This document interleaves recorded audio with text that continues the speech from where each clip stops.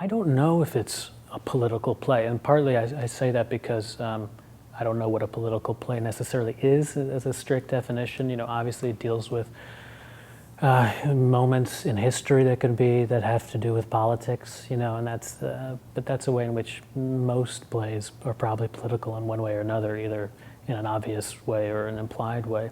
But it does, on the surface, deal with events in U.S. history that have had a lot to do with politics, that have had a lot to do with politicians making certain choices. Paul, one thing I find interesting in Paul Watson is, as a journalist and with his personality, he's a very politically minded person. He has many opinions about politics, about foreign policy, as he should, and that's not where I naturally go as a person and as an artist.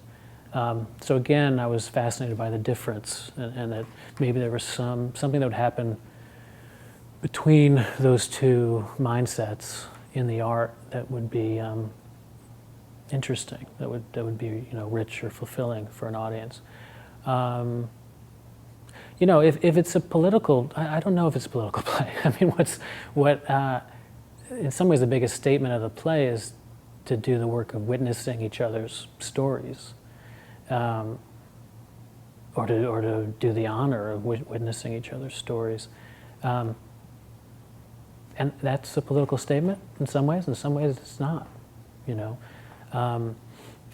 It's a very historical, it has a lot to do with what historians do, I think, and that's interesting. It is very much about saying, well, let's listen, let's ask questions, let's share the stories.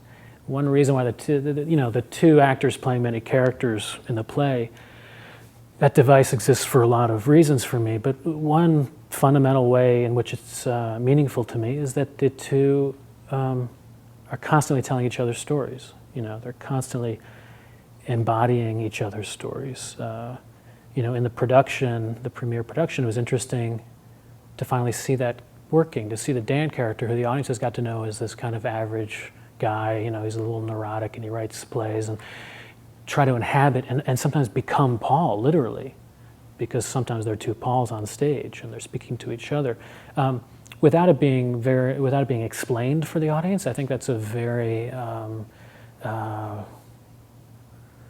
political choice, to say his story is mine,